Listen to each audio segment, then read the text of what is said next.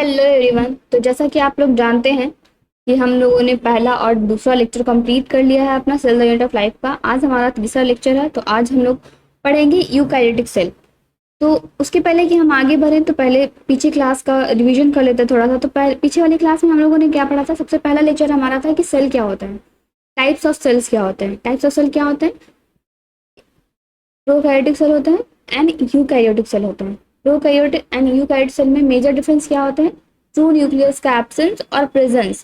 Prokaryote में true nucleus absent रहते हैं एंड यूकैरियोट्स में ट्रू न्यूक्लियस प्रेजेंट रहते हैं।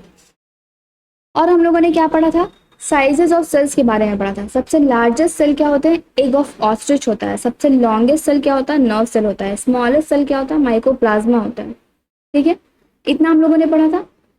और हिस्ट्री वगैरह के बारे में जाता कि फर्स्ट सेल किसने खोजा था, फर्स्ट लाइव सेल किसने खोजा था, तो ये हम लोगों ने फर्स्ट लेक्चर सेकंड लेक्चर में मिला के कंप्लीट किया हुआ है।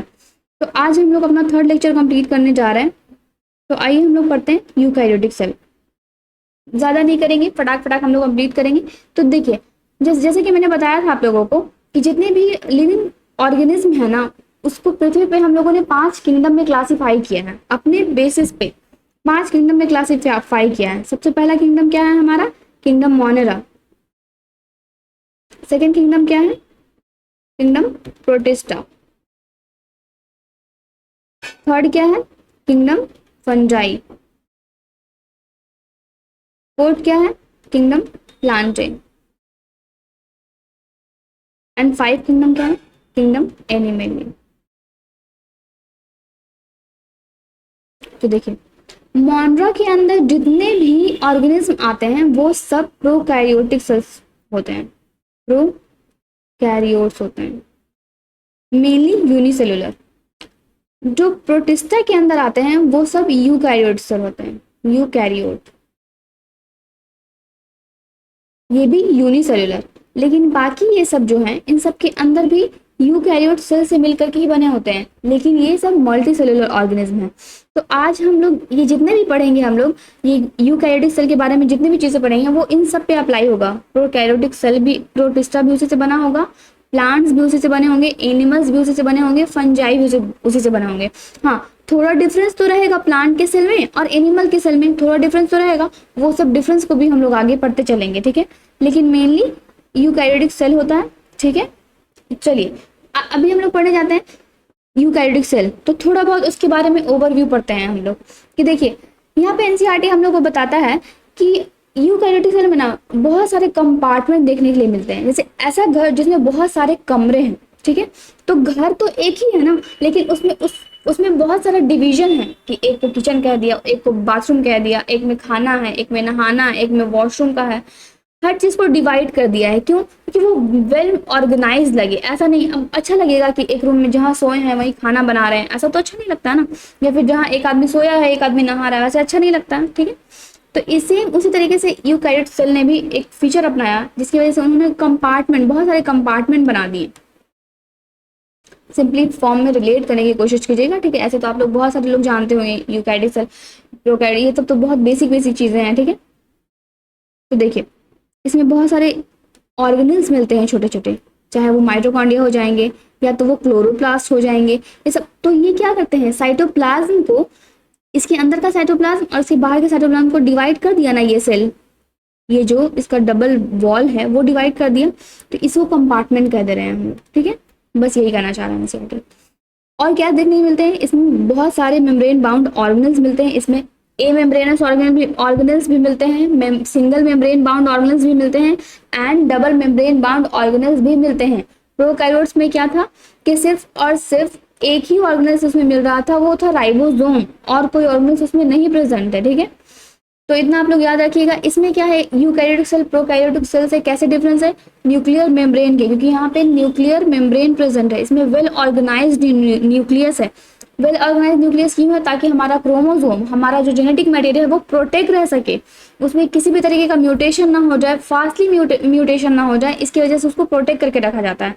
जैसे कि हमारे जो प्रधानमंत्री होते हैं, उनके पास हमारे देश का हर जगह का नॉलेज है कि वो कहाँ पे लीक पॉइंट है हमारा, कहाँ पे हमारा वीक पॉइंट है, इसलिए उनको इतना प्रोटेक्शन दिया जाता है ताकि कोई उनको किडनैप करके हमारा सारा राज उनसे ना उगलवा ले। ठीक वैसे ही हमारा डीएनए के पास हमारा जितना बॉडी है उसके बारे में सारा इन्फॉर्मेशन है कि हमारे इस बच्चा जो बन रहा है उसका नाक कैसा होना चाहिए, उसका आँख कैसा होना चाहिए, हमारे यहाँ पे सेल कटा है तो उसको रिपेयर कैसे करना, हमारा सारा इन्फॉर्मेशन ये डीएनए के पास है। जो जिस प्रोटीन का जरूरत है वो प्रोटीन बना के दीजिए, जिसका डिफिशियंसी है वो चीज बना के दीजिए उसके डेरिवेटिव से। तो ये सब हमारे डीएनए के पास होता है, तो उसको बहुत अच्छे से प्रोटेक्ट करके रखना चाहिए। जैसे हमारा ब्रेन है, हमारा ब्रेन जो है वो स्कल में हम लोग प्रोटेक्ट करके रखते हैं। क्यों? क्योंकि हमारा बहुत सेंसिटिव है, ये बहुत इंफॉर्मेशन, अगर मेरा ब्रेन काम नहीं किया तो हम लोग ना चल पाएंगे, ना खा पाएंगे, ना पी पाएंगे, क्योंकि हमारा जो ये सेंट्रल नर्वस सिस्टम होता है ये पूरे शरीर को हम लोग को कंट्रोल कर रहा होता है। ठीक वैसे ही एक सेल को कंट्रोल करता है उसका न्यूक्लियस, हेड क्वार्टर होता है न्यूक्लियस। ठीक है, तो चलिए हम लोग आगे बढ़ते हैं। ये हमारा तो यहाँ पे देखा गया कि जो यूकैरियोटिक का जेनेटिक मटेरियल होता है वो वेल ऑर्गेनाइज होता है क्रोमोसोम के फॉर्म में। देखिए क्रोमोसोम के फॉर्म में होता है, यहाँ पे थोड़ा सा ये है कि लेकिन क्रोमोसोम के फॉर्म में हमारा डीएनए तभी आता है जब वो डिवाइड करने वाला हो या फिर डिवाइडिंग सेल हो। Only dividing cell present in only dividing cell,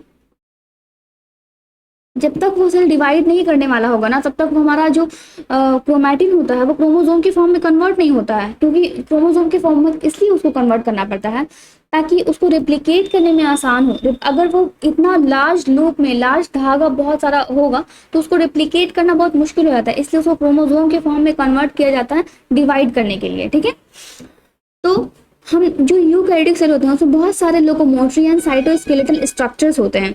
ठीक है, अब आते हैं हम लोग आगे थोड़ा बढ़ते हैं, अपना यूकैरियोटिक सेल का ओवरव्यू लेते हैं कि वो आखिर होता कैसा है। तो उसमें न्यूक्लियस प्रेजेंट रहेंगे। न्यूक्लियस क्या होता है? वो डबल मेम्ब्रेन बाउंड रहेंगे, न्यूक्लियर पोर रहेंगे, जिससे जो हमारा न्यूक्लियोलस है अंदर जो एम मेम्ब्रेनस ऑर्गेनल्स है वो हमारा राइबोसोम बनाता है। तो राइबोसोम बाहर जा सके हमारा साइटोप्लाज्म में, उसमें क्रोमैटिन का धागा है बहुत सारा जो वेल प्रोटेक्ट है। हमारा जो न्यूक्लियस का आउटर मेम्ब्रेन है वो जस्ट मिल जाता है एंडोप्लाज्मिक रेटिकुलम में। एंडोप्लाज्मिक रेटिकुलम भी दो टाइप के होते हैं, एक स्मूथ एंडोप्लाज्मिक रेटिकुलम होता है, एक रफ एंडोप्लाज्मिक रेटिकुलम होता है। दोनों में फर्क क्या है कि रफ एंडोप्लाज्मिक रेटिकुलम के आउटर सरफेस पे हमारा राइबोसोम जाके अटैच हो जाता है जो वो रफली अपीयरेंस देता है, इसलिए उसको हम लोग रफ एंडोप्लाज्मिक रेटिकुलम कहते हैं।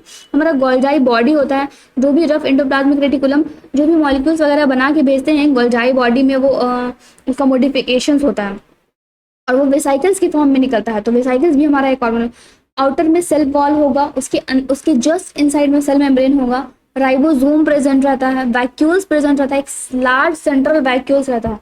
एनिमल्स में भी होते हैं, प्लांट सेल में, मेनली प्लांट सेल में होते हैं। एनिमल सेल में होते भी हैं तो बहुत स्मॉल होते हैं और मेनली नहीं ही होते हैं। फिर लाइसोसोम होते हैं जो एक जिसको हम लोग आत्महत्या की थैली कहते हैं। इसमें वो प्रॉपर्टी है कि वो खुद बस्ट होकर के अपने सारे सेल को डाइजेस्ट कर सकता है। क्लोरोप्लास्ट होते हैं जो खाना फोटोसिंथेसिस में हेल्प करते हैं। माइटोकॉन्ड्रिया होते हैं जो एटीपी बनाने में हेल्प करते हैं। तो आइए हम लोग डिटेल में पहले पढ़ते हैं। तो सबसे पहले हम लोग पढ़ते हैं यहाँ सेल मेम्ब्रेन की। सेल मेम्ब्रेन हमारा कैसा होता है, कुछ तो दिक्कत है, एक सेकेंड वेट करेंगे। चलिए हम लोग पढ़ते हैं सेल मेम्ब्रेन। सेल मेम्ब्रेन क्या है? देखिए, जो हमारा सेल होता है जिसका आउटर कवरिंग इसको हम लोग बोलते हैं सेल मेम्ब्रेन।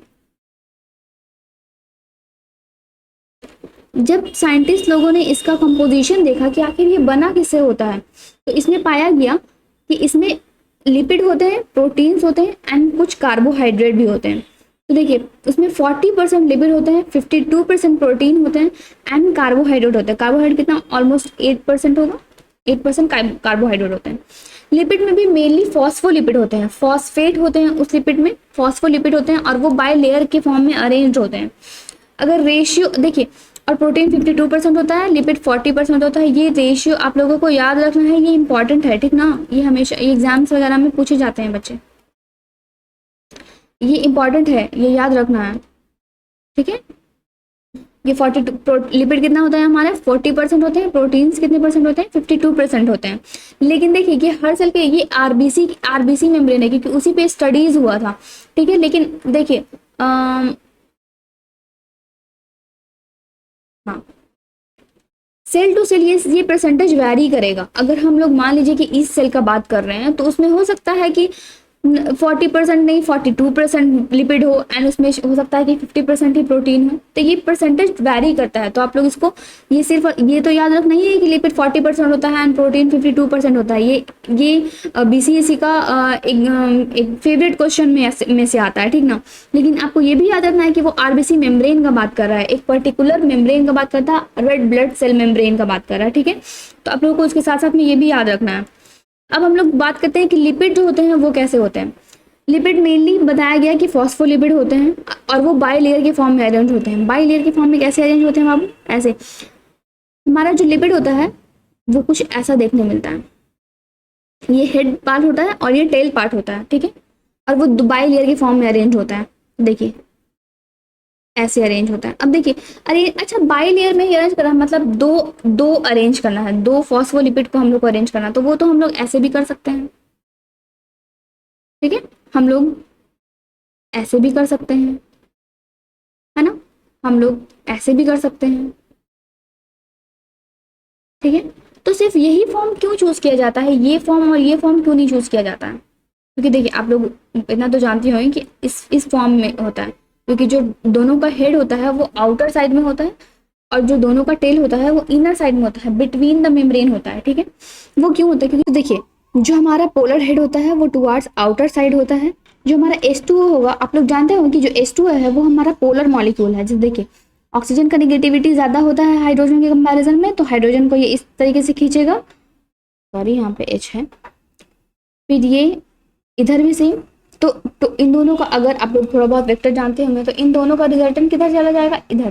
और इसको कैंसिल आउट करने वाला कोई नहीं, इसलिए ये एक पोलर मॉलिक्यूल, ठीक है। तो सेम इसी तरीके से हमारा जो हेड होता है ये पोलर होता है। तो पोलर और पोलर ये डिजोल्व हो जाते हैं, मतलब ये एक दूसरे को बर्दाश्त कर सकते हैं। लेकिन जो टेल होता है हमारा वो नॉन पोलर टेल होता है, वो हाइड्रोफोबिक होता है, उसको डर लगता है। हाइड्रो का मतलब होता है वाटर एंड फोबिक का मतलब होता है सॉरी फियर। फियर या लव, फियर या हेट, फियर बोल सकते हैं या फिर हेट बोल सकते हैं। तो उसको वाटर नहीं पसंद है, इसलिए वो डिवाइड रहता है, ठीक है। तो इसलिए वो इस अंदर के साइड में रहता है हमारा टेल और आउटर साइड में रहता है। देखिए हमारा कुछ ऐसा रहता है, कुछ इस टाइप का रहता है, और हमारा ये सेल कैसा रहता है, कुछ ऐसा, आप लोग को पता होगा। और ये ऐसा कुछ रहता है जो हम लोग को माइक्रोस्कोपिक लेवल पे दिखता नहीं है। ये जो है ये वाला सेल किस कांटेक्ट में होगा? सेल के बाहर वाले इंटरस्टिशियल सेल, जैसे ये एक सेल हो गया और एक ये दूसरा सेल हो गया। इन दोनों के बीच में जो ये स्पेस है ये भी तो इसमें भी तो वाटर होगा ना। तो इस वाटर के कांटेक्ट में ये वाला हेड रहता है, इसलिए इस वाले टेल को बचाया गया है ताकि ये इस वाले वाटर से बच सके। और जो इसके अंदर वाला है ये साइटोप्लाज्म, साइटोप्लाज्म में भी मेनली वाटर ही होते हैं, तो उस वाले सेल से बच सके, ये इसलिए है, ठीक है। अब आते हैं हम लोग कि आप लोगों को समझ में आ गया। उसमें कुछ अमाउंट ऑफ लिपिड जो होते हैं उसमें फॉस्फोलिपिड होते हैं, मेनली लेसिथीन होता है उसमें, आप लोग याद रखिएगा। ये हमारा हम लोगों को बायोमोलिक्यूल्स चैप्टर में पढ़ना है, ये लेसिथीन होता है। एंड कुछ अमाउंट ऑफ कोलेस्ट्रॉल भी प्रेजेंट रहता है। किस में रहते हैं? ये जो हमारा दो फॉस्फोलिपिड है ना उसके टेल के बीच में रहते हैं यहाँ पे, ठीक है। Present in between tails of proteins and lipids bilayer in animal cell, provide stability to cell. ये सेल को स्टेबिलिटी प्रोवाइड करता है, ठीक है। अब आते हैं अब आते हैं प्रोटीन्स। प्रोटीन जो होते हैं, प्रोटीन्स को हम लोग दो पार्ट में डिवाइड करते हैं कि प्रोटीन्स जो होते हैं वो दो तरीके के होते हैं। एक इंट्रिंसिक या फिर इंटीग्रल प्रोटीन भी होते हैं प्लाज्मा मेम्ब्रेन में, या तो एक्सट्रिंसिक एंड पेरिफेरल प्रोटीन भी उसको कह सकते हैं, वो प्रेजेंट होते हैं। ये प्रोटीन को डिवाइड किस बेसिस पे किया गया है? ईज ऑफ एक्सट्रैक्शन के बेसिस पे, कि हम लोग उस प्रोटीन को कितनी आसानी कितने इजी तरीके से हम लोग सेल मेम्ब्रेन से निकाल सकते हैं, इस बेसिस पे उसको डिवाइड किया गया है, ठीक है। इंटीग्रल प्रोटीन का मतलब है जो धंसा हुआ है उसको बोलते हैं, और वैसा प्रोटीन 70% है, ओके। और ऐसा एक्सट्रिंसिक प्रोटीन जो पेरीफेरी पे है, आउटर साइड में है, उसको हम लोग वो 30% होता है और उसको हम लोग इजीली निकाल सकते हैं, ठीक है। देखो अब ये जो प्रोटीन्स है ना, ये पता है कैसे होते हैं लिपिड के बाई लेयर में? देखिए जैसे कि आप लोगों ने गुलाब जामुन देखा होगा कभी। गुलाब जामुन जो होता है वो चाशनी में से हाफ डिप रहता है, होता है ना। ये कढ़ाई है, ठीक है, ये कढ़ाई है मान लीजिए। 1 सेकेंड, ये है हमारा चाशनी, समझ लीजिए ये हमारा चाशनी है ना। ये ऐसे हाफ डिप रहता है। 1 सेकेंड, ये ऐसे हाफ डिप गुलाब जामुन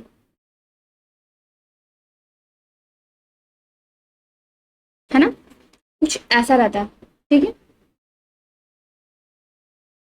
तो देखिए जो चाशनी होता है हमारा, चाशनी किस, चाशनी का थिकनेस देख रहे हैं हम, मैंने चाशनी बोला, हम मैंने ना वाटर बोला और ना ही मैंने सॉलिड बोला। वो चाशनी की तरह रहता है, मतलब वो सेमी सॉलिडी टाइप का रहता है। वो एक जैसे जली वाला सब्सटेंस होता है कुछ वैसा होता है। और उसमें ऐसे हिमखंड की तरह, जैसे समुंदर में एक हिमखंड कैसे प्रेजेंट रहता है वैसे प्रेजेंट रहता है हमारा, जैसे चाशनी में गुलाब जामुन प्रेजेंट रहते हैं वैसे ही हमारे फॉस्फोलिपिड के बाई लेयर में हमारा प्रोटीन डिप होता है, ऐसे इंटीग्रल प्रोटीन जिसको कहते हैं। या फिर एक्सट्रिंसिक प्रोटीन और पेरिफेरल प्रोटीन भी प्रेजेंट होते हैं जो पेरीफेरी पे होते हैं, ठीक है, outer side surface of the plasma membrane पे होते हैं वो, ओके। तो ये याद रखना आप लोगों को। अब इसका कंसिस्टेंसी ऐसा क्यों है ये देखिए बता रहे, ताकि ये ताकि ये मॉलिक्यूल को ट्रांसपोर्ट करने में हेल्प कर सके, चाहे वो अंदर से बाहर जाना हो या फिर बाहर से अंदर कोई मॉलिक्यूल को लाना हो, उसमें हेल्प कर सके। अगर ये टफ होगा, अगर ये आउटर कवरिंग टफ होगा तो किसी भी चीज को अंदर से बाहर या फिर बाहर से अंदर आने में दिक्कत होगा। इसलिए इसका जो सेल वॉल है वो फ्लेक्सिबल होना चाहिए। फ्लेक्सिबल मतलब इलास्टिक होना चाहिए, उसमें फ्लेक्सिबल, वो टूट सकता हो। वो मान लीजिए कि इसमें से कोई हमारा सेल वेसाइकल्स को बाहर निकालना है, तो बाहर निकालना है तो मेम्ब्रेन में कुछ ऐसा फ्लूइडिटी होना चाहिए ताकि वो वेसाइकल को निकालने के बाद भी दोबारा से जुड़ सके। ये क्या हुआ, इसको हम लोग कहते हैं एक्सोसाइटोसिस। एक्सोसाइटोसिस कर सके, ठीक है। अब हम लोग आते हैं कि और क्या था हमारे उसी सेल मेम्ब्रेन की कंपोजिशन में। कार्बोहाइड्रेट्स कुछ अमाउंट में होते हैं जो हमारे सेल फॉस्फोलिपिड के ऊपर लगे होते हैं, ठीक है। वो ऑलिगोसैकेराइड होते हैं एज ग्लाइकोकैलिक्स भी जो मैंने पढ़ाया था कि ग्लाइकोकैलिक्स भी होते हैं। सेल वॉल के बाहर का कवरिंग को कहते हैं हम लोग glycocalyx. Outer surface of plasma membrane के बाहर होते हैं। ये फॉर्म होते हैं ग्लाइकोलिपिड के फॉर्म में होते हैं, ग्लाइकोप्रोटीन के फॉर्म में होते हैं। अगर जो हमारा शुगर है वो लिपिड से जुड़ा तो उसको हम लोग ग्लाइकोलिपिड कहेंगे। अगर वो प्रोटीन से जुड़ा, क्योंकि जो हमारा सेल मेम्ब्रेन है, जो हमारा ये सेल मेम्ब्रेन है उसमें दो पार्ट है, मैंने बताया कि प्रोटीन्स भी हैं और ये फॉस्फोलिपिड भी है। ये लिपिड है और ये प्रोटीन्स, ठीक है। अगर हमारा शुगर लिपिड से जुड़ा तो इसको हम लोग क्या देते हैं, ग्लाइकोलिपिड। ग्लाइको शब्द शुगर के लिए, ग्लाइकोलिपिड। अगर हमारा शुगर मॉलिक्यूल जो है वो प्रोटीन से जुड़ा तो हम लोग इसको क्या देते हैं, ग्लाइकोप्रोटीन, ठीक है। और ये क्या करता है, प्रोवाइड करता है एंटीजेनिक प्रॉपर्टी। जैसे हम लोग पढ़ते हैं ना कि एंटीजन होता है, हर एक सेल के ऊपर एंटीजन प्रेजेंट होता है हमारा, रिसेप्टर जिसको बोलते हैं, रिसेप्टर भी बोल सकते हैं, ठीक है। अब ये मैंने एक डायग्राम बनाया है जिससे आप लोगों को कुछ समझ में आया। देखिए ये हमारा सेल मेम्ब्रेन है। अब मैंने ये बना तो दिया है सीधा, लेकिन क्या ये सीधा होता है, नहीं, ये ऐसे जा करके ये, एक सेकंड, ये जॉइंट होते हैं ऐसे, कुछ इस तरीके से रहेगा ये, और ये इनसाइड साइटोप्लाज्म और ये बाहर साइड है। तो ये आप लोग ध्यान में रख के ऐसे पढ़ेंगे, ठीक है। तो देखिए ये हमारा क्या है, हेड है। ये हमारा क्या है, टेल है, किसका, फॉस्फोलिपिड का। ये हमारा क्या है, कोलेस्ट्रॉल है, ठीक है। ये बहुत सारा, ये लिपिड का बाइलेयर, एक सिंगल और एक की डबल लेयर बाइलेयर है। ये क्या है, हमारा प्रोटीन है। ये क्या है, हमारा इंटीग्रल प्रोटीन है, चाहे ये हो जाए, ये भी इंटीग्रल प्रोटीन है, ये भी इंटीग्रल प्रोटीन है, ठीक है। ये हमारा पेरीफेरी पे देख रहे हैं हम लोग, पेरीफेरी पे है ये इसको कहते हैं हम लोग पेरीफेरल प्रोटीन। ये कोलेस्ट्रॉल होता है यहाँ पे। अब देखिए ऐसा, ये सब शुगर है, ये भी शुगर है, ये भी शुगर का मॉलिक्यूल है, ये भी शुगर का मॉलिक्यूल है, ये भी शुगर का मॉलिक्यूल है। लेकिन अगर शुगर का मॉलिक्यूल हमारा लिपिड से ज्वाइंट है, जैसे देखिए यहाँ पे शुगर का मॉलिक्यूल अगर हमारा लिपिड से ज्वाइंट है तो उसको हम लोग ग्लाइकोलिपिड कह देंगे। अगर हमारा शुगर का मॉलिक्यूल प्रोटीन से ज्वाइंट है तो उसको हम लोग ग्लाइकोप्रोटीन कह देंगे। ठीक है, अब आई होप कि आप लोगों को इतना समझ में आया होगा। अब देखिए ये सब जो प्रोटीन होते हैं ना, यही आगे चल के हमारा चैनल्स बनाते हैं। जैसे सोडियम पोटेशियम पंप हो गया, चैनल्स होते हैं जिसके थ्रू हमारे लार्जेस्ट मॉलिक्यूल्स आ जा सकते हैं, क्योंकि प्लाज्मा मेम्ब्रेन हर किसी को तो आने जाने अंदर नहीं देगा ना। उसके लिए चैनल होते हैं, रास्ते होते हैं। जैसे हमारा घर होता है, ऐसा तो होता नहीं कि हमारा घर पूरे चारों तरफ से वॉल फिक्स है, यहीं पे तो गेट हम लोग छोड़ते हैं ना, तो ये वो गेट है। लेकिन हर जगह से तो गेट नहीं छोड़ सकते ना, वॉल से भी किसी को एंट्री तो नहीं दे सकते हैं। ठीक है, तो इससे ये हमारा एनसीईआरटी में डायग्राम है, आप लोग देख लीजिएगा, सेम डायग्राम है। देखिए कि इसमें फ्लूइडिटी है, इस मेम्ब्रेन में फ्लूइडिटी है। फ्लूइडिटी किसके कारण है? क्योंकि ये हमारा जो फॉस्फोलिपिड होता है वो मूवमेंट कर सकता है, हमारा जो प्रोटीन होता है वो भी मूव कर रहा होता है। दोनों तैर रहे होते हैं, वो खुद में तैर रहा होता है और जो हमारा प्रोटीन्स है वो लिपिड के बाई लेयर में तैर रहा होता है। ठीक है, आप लोगों को इतना ध्यान में रखना है। तो उसी बेसिस पे हम लोगों को एक मॉडल मिला था जिसको हम लोग फ्लूइड मोज़ैक मॉडल कहते हैं, जो सिंगल एंड निकोलसन जी ने दिया था 1972 में। ठीक है, इन्होंने बताया था कि जो हमारा जो प्लाज्मा मेम्ब्रेन है ना, वो एक क्वासी फ्लूइड नेचर का है। वो एक जैसे चमड़ी हम लोग देते हैं ना, मतलब हार्ड नहीं है ना, सेमी सॉलिड नहीं है, वो एक फ्लूइड की तरह है, सेमी फ्लूइड की तरह है। ठीक है, क्वासी फ्लूइड नेचर का है दिस नेचर। अब ये जो, और ये क्यों है? ताकि ये इनेबल करता है ताकि हमारा जो प्रोटीन्स है वो लैटरल मूवमेंट कर सके विद इन पूरे बाय लेयर मेम्ब्रेन पे। अगर उसमें मूवमेंट नहीं रहेगा तो हमारा प्रोटीन मूव नहीं कर सकता। उसमें प्रोटीन्स कैसे होते हैं? आइसबर्ग है, floating of sea in phospholipid. Phospholipid में से प्रोटीन जो होते हैं वो मूव कर रहे होते हैं, वो जैसे कि आइसबर्ग की तरह। आइसबर्ग मतलब जो समुद्र में आप लोग हिमखंड देखते हैं ना कि पहाड़ रहता है, वो ओके। लिपिड मूव करता है बोथ। लिपिड जो होता है, जो हमारा फॉस्फोलिपिड है, ये जो हमारा फॉस्फोलिपिड है ये दोनों मूवमेंट करता है। ये वाला इधर आ जाएगा, ये वाला इधर आ जाएगा। इसको हम लोग फ्लिप फ्लॉप मूवमेंट कहते हैं। या तो ये वाला इधर आ जाएगा और ये वाला इधर आ जाएगा, इसको हम लोग लेटरल मूवमेंट कहते हैं। तो इसमें दोनों होता है, लेकिन जो हमारा प्रोटीन्स होते हैं ना, वो सिर्फ और सिर्फ लैटरल मूवमेंट ही कर सकता है। प्रोटीन्स में ऐसे नहीं होता है कि वो फ्लिप फ्लॉप मूवमेंट करता है। प्रोटीन हमारा फ्लिप फ्लॉप मूवमेंट नहीं कर सकता है। हाँ, हमारा लिपिड कर सकता है फ्लिप फ्लॉप मूवमेंट। ये ऊपर वाला नीचे आ सकता है, नीचे वाला ऊपर जा सकता है, और ऐसे लैटरल भी कर सकता है कि इधर वाला इधर आ जाएगा, इधर वाला इधर आ जाएगा। ठीक है, अब आइए हम लोग आगे बढ़ते हैं। ठीक है, देखिए यहाँ पे आप लोग थोड़ा इसको हाईलाइट कर लीजिएगा, 1 सेकंड। देखिए कि प्रोटीन जो है वो iceberg floating in sea of phospholipid. Phospholipid का सी है, उसमें प्रोटीन जो है आइसबर्ग की तरह है। लिपिड मूव करता है both lateral and flip flop movement, but protein क्या करते हैं? प्रोटीन सिर्फ और सिर्फ लैटरल मूवमेंट करता है हमारा वो। ओके, देखिए जो फ्लूइडिटी है हमारा प्लाज्मा मेम्ब्रेन में, वो क्यों जरूरी है? इसमें एबिलिटी है किसी भी मॉलिक्यूल को मूव करने का। या तो वो मेम्ब्रेन के अंदर मूव कर सकता है, मेम्ब्रेन के बाहर भी वो मॉलिक्यूल मूव कर सकता है, due to this kind of fluidity of plasma membrane. Okay, क्योंकि only lateral movement of protein possible, not flip flop. आप लोग को ये याद रखना है कि प्रोटीन का फ्लिप फ्लॉप मूवमेंट पॉसिबल नहीं है, उसका सिर्फ और सिर्फ लैटरल मूवमेंट ही पॉसिबल है। अब जो मेम्ब्रेन का फ्लूइडिटी है वो क्यों होना चाहिए, क्यों जरूरी है? ताकि सेल ग्रो कर सके। अगर कोई सेल है, अगर उसका ये आउटर प्लेट जो है वो हार्ड हो जाए तो क्या वो सेल फैल पाएगा?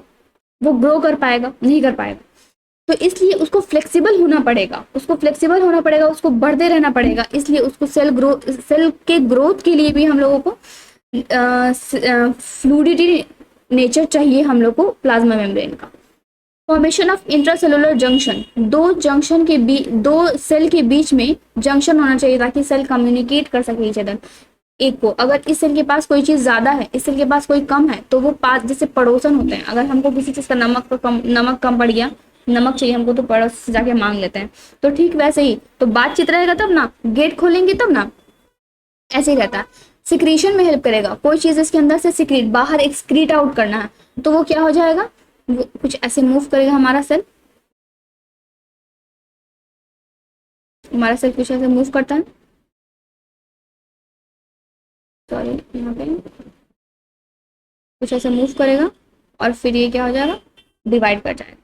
ठीक है, ऐसा कुछ एक्सक्रीशन हो जाए तो ये भी क्या होगा, फ्लूइडिटी रहेगा तब ना नीचे, तब ना प्रोटीन में। इसको हम लोग एक्सोसाइटोसिस या फिर इंडोसाइटोसिस भी कहते हैं। कोई भी वेसाइकल्स अगर अंदर सेल से बाहर निकला तो उसको हम लोग एक्सोसाइटोसिस कहते हैं। कोई भी वेसाइकल्स अगर सेल के अंदर आके फ्यूज हो गया, जैसे ये वेसाइकल्स है हमारा, इसको सेल के अंदर डालना है, इस सेल के अंदर डालना, तो पहले ये क्लोज आएगा, तो क्लोज आने के बाद ये इसमें अट्रैक्शन भी होता है,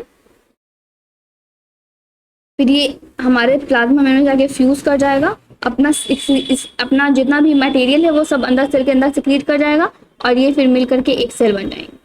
तो मैं इसलिए इसको हम लोग कहते हैं इंडोसाइटोसिस। इंडोसाइटोसिस, इसको हम लोग क्या कहते हैं, एक्सोसाइटोसिस। ठीक है, आप लोग इतना याद रखिएगा। फिर सेल डिवीजन में हेल्प करता है। अब जैसे कोई सेल है, इसको डिवाइड करना है, तो डिवाइड करने के लिए पहले सेल प्लेट का ऐसे कुछ फॉर्मेशन होता है, सेल फरो बनता है, कैसे ऐसा कुछ बनेगा ना सेल फरो, जब डिवीजन होगा तो तब ये दो सेल में बढ़ जाता है। इसके लिए भी तो उसमें अगर फ्लूइडिटी नहीं रहेगा तो कैसे डिवाइड कर पाएगा सेल, ये गड्ढा कैसे बन पाएगा, ये डिवाइड कैसे टूट करके फिर ज्वाइंट कैसे हो पाएगा। ठीक है, फिर ट्रांसपोर्ट ऑफ मॉलिक्यूल में इसके बाहर कोई मॉलिक्यूल ट्रांसपोर्ट कर पाए, इसके लिए भी जरूरी है हमारा सेल मेम्ब्रेन का वैसा होना। ओके, अब जो हमारा प्लाज्मा मेम्ब्रेन है ना, जो हमारे वॉल्स होते हैं या फिर जो हमारे गेट होते हैं वो बहुत तरीके के हो सकते हैं। जैसे देखिए, जो हमारा प्लाज्मा मेम्ब्रेन है वो सिलेक्टिवली परमेबल होता है, ना तो वो जैसे देखिए 4 तरीके के मेम्ब्रेन हो सकते हैं, या तो वो इम्परमेबल होगा, ना वो सॉल्यूट को अंदर आने देगा, ना वो सॉल्वेंट को अंदर आने देगा, उसको इम्परमेबल मेम्ब्रेन कहते हैं। या तो फ्रीली परमेबल होगा, वो सॉल्यूट सॉल्वेंट जो आए उसको किसी से कोई मतलब नहीं है, वो कुछ काम ही नहीं करेगा। सेमी परमेबल मेम्ब्रेन होते हैं, सेमी जो सॉल्वेंट को तो अंदर आना देते हैं लेकिन सॉल्यूट को अंदर आने नहीं देते हैं। और होते हैं सिलेक्टिव परमेबल मेम्ब्रेन, जो हम लोगों का मेम्ब्रेन है वो सिलेक्टिव परमेबल मेम्ब्रेन है, वो थॉट करता है, सोचता है कि इसको अंदर आने देना है कि नहीं देना। तो देखिए, सॉल्वेंट को तो अंदर आने देगा लेकिन सम अमाउंट ऑफ सॉल्यूट जिसका वो जरूरत है सेल को, उसको आने देगा, सबको आने नहीं देगा। ठीक है, तो जो हमारा प्लाज्मा मेम्ब्रेन है वो अलाउ करता है कुछ सॉल्यूट मॉलिक्यूल को अंदर आने देता है, बाकी को नहीं आने देता। तो ठीक है, इसमें हम लोग थोड़ा सा लगा लेते हैं कि देखिए, जो सॉल्वेंट होगा, जो इम्परमेबल मेम्ब्रेन होगा वो ना सॉल्वेंट को अंदर आने देगा ना सॉल्यूट को अंदर आने देगा। जो फ्रीली परमेबल होगा वो सॉल्वेंट को भी अंदर आने देगा, सॉल्यूट को भी अंदर आने देगा। लेकिन जो सेमी परमेबल मेम्ब्रेन रहेगा वो सॉल्वेंट को तो अंदर आने देगा लेकिन सॉल्यूट को अंदर आने नहीं देगा। जो सिलेक्टिव परमेबल मेम्ब्रेन होता है, जो हम लोग का मेम्ब्रेन होता है, हमारे सेल्स का मेम्ब्रेन होता है, वो सॉल्वेंट को तो इजिली अंदर आने दे देता है, लेकिन जो सॉल्यूट होता है कुछ अमाउंट ऑफ सॉल्यूट को अंदर आने देता है, सम। ठीक है, ये याद रखना आप लोगों को। अब देखिए, हम लोग बात करते हैं कि हमारे सेल मेम्ब्रेन से कोई भी मॉलिक्यूल ट्रांसपोर्ट कैसे करते हैं। तो वो 2 तरीके के हो सकते हैं ट्रांसपोर्ट, या तो वो पैसिव ट्रांसपोर्ट कर सकता है या तो वो एक्टिव ट्रांसपोर्ट कर सकता है। पैसिव ट्रांसपोर्ट का कहने का मतलब क्या होता है कि अलोंग कंसंट्रेशन ग्रेडियंट जाएगा। जैसे देखिए, मान लीजिए कि 2 बीकर है और बीच में ये प्लाज्मा मेम्ब्रेन लगा दिए हैं हम लोग, आप लोग ये करके भी दे सकते हैं, प्लाज्मा मेम्ब्रेन लगा दिए हैं। ठीक है, और इधर हम लोगों ने चीनी पानी का घोल लिया है जिसमें चीनी का कंसंट्रेशन बहुत ज्यादा है, मतलब मान लीजिए कि 6 चम्मच इसमें चीनी है और कुछ अमाउंट ऑफ वाटर है, लेकिन इसमें मान लीजिए कि 1 चम्मच चीनी है और कुछ अमाउंट ऑफ वाटर है, तो पानी पता है ये इसका कंसंट्रेशन हायर है। कंसंट्रेशन का मतलब क्या होता है, थिकनेस ऑफ द, जितना चीनी डालते जाएंगे उतना ज्यादा थिक हो जाएगा, उतना ज्यादा वो कंसंट्रेट हो जाता है। कंसंट्रेट का अपोजिट क्या है, डाइल्यूट। तो ये इधर वाला क्या है, हाईली कंसंट्रेटेड सॉल्यूशन है, हाईली कंसंट्रेटेड सॉल्यूशन है, और ये क्या है, डाइल्यूट सॉल्यूशन, है। ठीक है, तो देखिए, तो इधर मॉलिक्यूल का कंसंट्रेशन मान लीजिए कि इधर 50 है और इधर मतलब डिवीजन में ले लेते हैं हम लोग कि मान लीजिए कि इधर ज्यादा चाशनी है, मतलब चाशनी वाला, जो चाशनी जानते हैं इसमें बहुत सारा चीनी होता है और पानी का अमाउंट कम होता है, लेकिन इसमें ये कुछ उसी टाइप का है। कि इसमें मान लीजिए 60% चीनी है एंड 40% वाटर है, 40H2 है एंड 60 चीनी है, शुगर। और इधर क्या है, उल्टा है, 60% H2O है और 40% शुगर है। तो देखिए इधर सॉल्यूट और सॉल्वेंट तो आप लोग जानते ही होंगे, ये जो सॉल्यूशन है इसमें सॉल्यूट का कंसंट्रेशन जो है वो ज्यादा है और इधर सॉल्यूट का कंसंट्रेशन कम है। तो वो मेंटेन करने के लिए पता है जो हमारा प्लाज्मा में, अब सॉल्यूट तो इधर उधर कभी मूव कर नहीं सकता है किसी भी मेम्ब्रेन से, ठीक है, तो इसलिए हमारा जो प्लाज्मा मेम्ब्रेन है वो क्या करता है, पानी को इधर से इधर भेजेगा,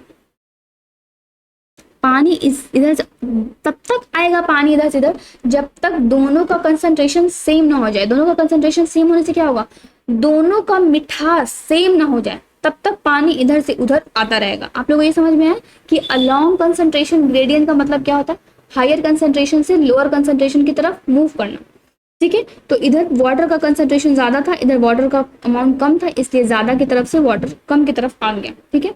इसको कहते हैं अलोंग कंसंट्रेशन ग्रेडियंट मूव करना, ठीक है, यानी कि हाई कंसंट्रेशन ग्रेडियंट की तरफ से लो कंसंट्रेशन ग्रेडियंट की तरफ।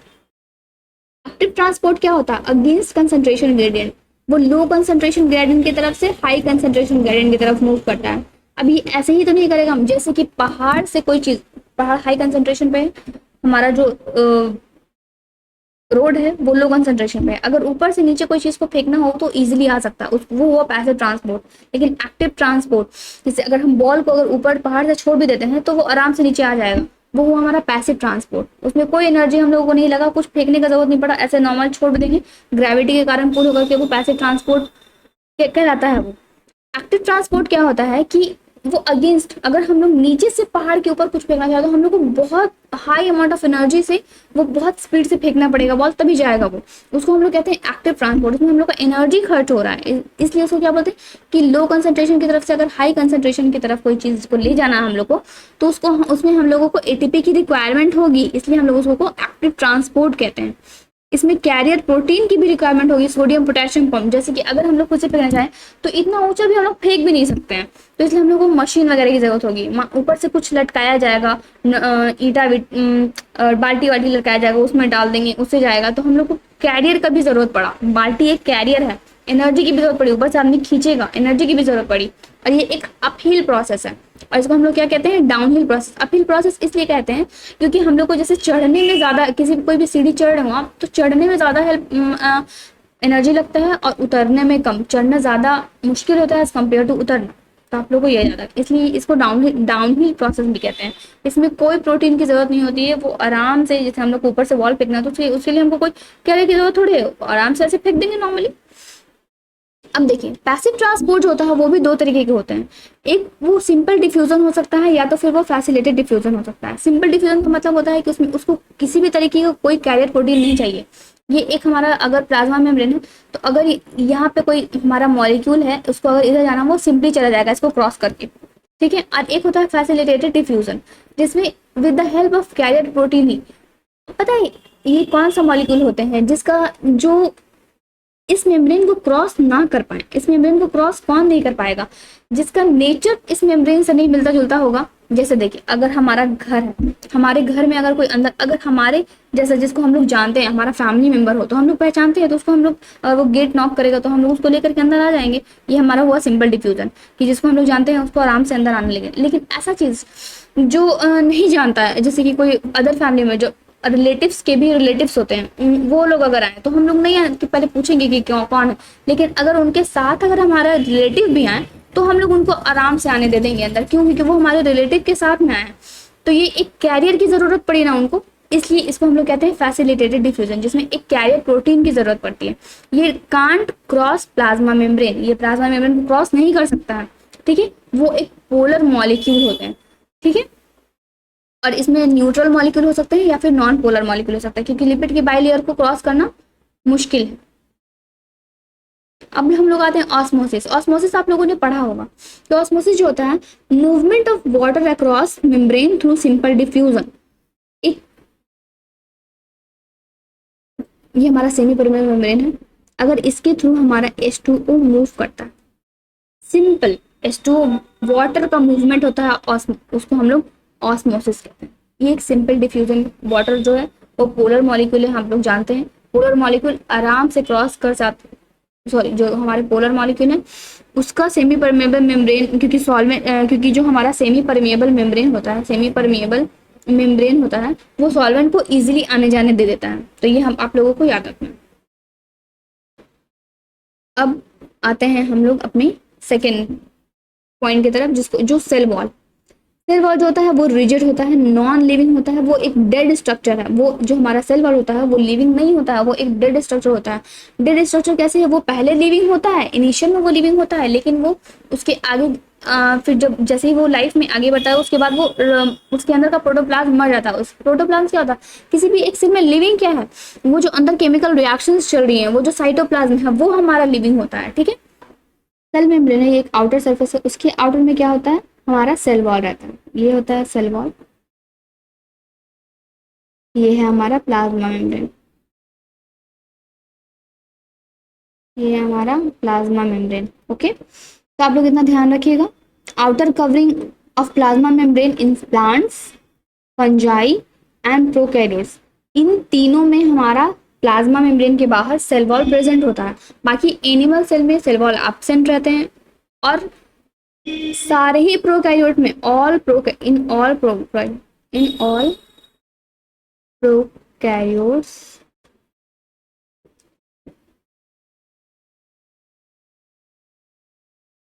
Cell wall is present except mycoplasma. आप लोग ये याद रखेंगे कि सिर्फ और सिर्फ एक माइकोप्लाज्मा है जिसमें सेल वॉल नहीं होता है। ऐसा अगर आपसे क्वेश्चन पूछा जाए कि ऐसा प्रोकैरियोट जिसमें सेल वॉल एब्सेंट होता है, तो उसका एग्जाम्पल होता है माइकोप्लाज्मा।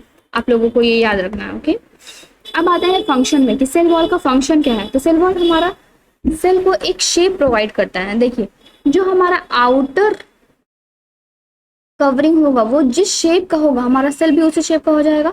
अगर ये एक टफ है तो वो जिस आकार का होगा उसी आकार का हमारा सेल हो जाएगा, चाहे वो इरेगुलर हो तो इरेगुलर शेप का हो जाएगा। क्योंकि हमारा जो अंदर का साइटोप्लाज्म है वो थोड़ा ना सेल का स्ट्रक्चर दे रहा है, वो हमारा सेल वॉल दे रहा है सेल का स्ट्रक्चर। जैसे हमारा सेल होता है, जो एनिमल सेल जो होता है वो यूकैरियोटिक सेल होता है, उसकी आउटर मेम्ब्रेन में सेल वॉल एब्सेंट होता है, उसका जस्ट आउटर जो मेम्ब्रेन होता है वो प्लाज्मा मेम्ब्रेन ही होता है, तो वो मेनली सर्कुलर टाइप का ही होता है। ठीक है, तो अब हम लोग आते हैं, तो ये प्रोटेक्ट करता है, मैकेनिकल डैमेज से प्रोटेक्ट करता है, इन्फेक्शन से प्रोटेक्ट करता है। इन्फेक्शन से कैसे प्रोटेक्ट करता है, देखिए कोई भी अगर बाहर का पैथोजेंस अगर हमारे शरीर में आता है तो वो हमारे सरफेस पे पहले बैठता है और उस जो लाइफ सेल होता है पहले उसमें के अंदर जाके ग्रो करता है। तो वो अगर वो बाहर का कोई भी पैथोजन आ रहा है, अगर उससे उसका इंट्रैक्शन डेड सेल से हो रहा है तो वो वहाँ ग्रो ही नहीं कर पाएगा। इस हिसाब से वो इन्फेक्शन से प्रोटेक्शन प्रोवाइड करता है। हेल्प करता है सेल टू सेल इंट्रैक्शन में, सेल से जो इसके बगल वाला सेल है उससे बातचीत करने में, उससे आयन का आदान प्रदान करने में हेल्प होता है। बैरियर होता है अनडिजायरेबल मॉलिक्यूल का। ठीक है, कोई भी बाहर का मॉलिक्यूल अंदर आ नहीं सकता। अब सेल वॉल बना किससे होता है, उसका कंपोजिशन का बात कर लेते हैं हम लोग। तो एल्गी का जो सेल होता है वो सेल्यूलोज, मैनेंस, गैलेक्टिन्स एंड मिनरल्स का बना होता है। सेल्यूलोज होते हैं, मैनेंस हो जाएंगे, मैनोस का डेरिवेटिव है, गैलेक्टिन्स जो है वो गैलेक्टोज का डेरिवेटिव है। ये सब आप लोग को याद रखना है, ये सब बस रटने वाला चीज़ है, आप लोग प्लीज इसको याद करते रहिए। जो प्लांट्स का सेल होता है वो cellulose, hemicellulose, pectins and proteins का बना होता है। आप लोग को यह याद रखना है कि बैक्टीरिया का जो सेल वॉल होता है वो पेप्टिडोग्लाइकैन या फिर म्यूरेमिक एसिड का बना होता है, एन एसिटाइल ग्लूकोसामाइन का बना होता है, ये याद रखिएगा आप लोगों को। फंजाई का जो होता है वो काइटिन एंड पॉलीसेकेराइड से मिलकर बना होता है। ओके, अब सेल वॉल जो होते हैं वो दो तरीके के सेल वॉल होते हैं, एक प्राइमरी सेल वॉल होते हैं एंड एक सेकेंडरी सेल वॉल होते हैं। प्राइमरी सेल वॉल प्रेजेंट होते हैं यंग प्लांट में, जो भी यंग प्लांट जिसको पौधा हम लोग कहते हैं, जब वो छोटा होता है तो आप लोग देखते हैं उसका वो पेटियोल वगैरह, उसका जो स्टेम होता है वो कितना फ्लेक्सिबल होता है, कितना सॉफ्ट होता है, वो तुरंत हार्म हो सकता है, वो होता है हमारा primary cell wall. Primary cell wall क्यों होता है, क्योंकि देखो प्राइमरी सेल वॉल सॉफ्ट होना जरूरी है। अगर वो सॉफ्ट नहीं रहेगा तो वो प्लांट ग्रो कैसे करेगा इजली। अगर शुरुआती पीरियड में, इनिशियल दौर में ही अगर उसको हम लोग टफ आउटर कवरिंग दे दें, एक सेल को टफ आउटर कवरिंग दे दें, तो वो सेल ग्रो कैसे करेगा। अगर एक सिंगल सेल ग्रो नहीं करेगा तो ओवरऑल प्लांट कैसे हमारा ग्रो करेगा। ठीक है। इसीलिए जब यंग प्लांट होता है ना, तो उसमें वो जो हमारा सेल वॉल होता है वो सॉफ्ट होता है। ठीक है। जो सेकेंडरी वॉल होता है वो फॉर्म होता है बाद में, मतलब, और वो प्राइमरी सेल वॉल के अंदर में ग्रो होता है। आप लोगों को ये याद रखना है। ठीक है। कैपेबल होता है ग्रोथ के, ग्रेजुअली डिमिनिश्ड हो जाता है अगर जब सेल मैच्योर करता है। तो जैसे हमारा ह्यूमन बींग्स का जो बेबी रहता है, तो उनका भी जो बोन्स वगैरह रहते हैं, हमारे में बोन्स हार्ड होता है, लेकिन उन जो वो जब वो डिलीवरी के वक्त उनका बॉडी जितना भी बोन्स होते हैं वो सब कार्टिलेज के फॉर्म में होते हैं। बाद में वो बोन से रिप्लेस हो जाते हैं। तो आप लोग को इसलिए, क्योंकि उनमें ग्रो करने में टाइम लगता है, ग्रो कर पाए। अगर पहले ही स्ट्रॉन्ग बोन हो जाएगा तो फिर बोन तुम्हारा ग्रो करता नहीं, इसलिए तो हमारा हाइट नहीं बढ़ता। एक लिमिटेड पीरियड ऑफ टाइम तक ही हमारा हाइट बढ़ता है। ठीक है। इसीलिए बोला जाता है कि सेल वॉल जो रहते हैं वो, अब आते हैं हम लोग कि जो सेकेंडरी सेल वॉल होता है वो ग्रो नहीं कर सकता है, वो कैपेबल नहीं होता है ग्रोथ में, प्रेजेंट होता है मैच्योर सेल में। और लोकेशन क्या होता है, प्राइमरी सेल वॉल कहाँ प्रेजेंट होता है, सेल वॉल प्लाज्मा मेम्ब्रेन के आउटर में। जैसा कि हम लोग बोलें कि सेल वॉल जो रहता है वो प्लाज्मा मेम्ब्रेन के बाहर ही होता है। लेकिन जो सेकेंडरी सेल वॉल रहता है ना, कि वो जो सेकेंडरी सेल वॉल रहता है वो between primary cell wall and plasma membrane के बीच में रहता है। ये हमारा प्लाज्मा मेम्ब्रेन हो गया और ये हमारा सेल वॉल होता है। ये हमारा प्राइमरी सेल वॉल है, प्राइमरी सेल वॉल है। और इन दोनों, ये हमारा प्लाज्मा मेम्ब्रेन है। इन दोनों के बीच में हमारा सेकेंडरी वॉल डेवलप होना शुरू हो जाता है, सेकेंडरी सेल वॉल। ठीक है। और ये बना होता है लिग्निन एंड सुबेरिन का, ये आप लोग को याद रखना है। और जो हमारा प्राइमरी सेल वॉल होता है वो cellulose, hemicellulose, actins and proteins का बना होता है। इसीलिए जब जो भी हमारे फ्रूट होते हैं ना, जैसे आम हो गया, तो वो शुरू में जब कच्चा रहता है वो टफ रहता है, वो मजबूत रहता है, वो थोड़ा हार्ड रहता है। लेकिन जब वो मैच्योर हो जाता है तो वो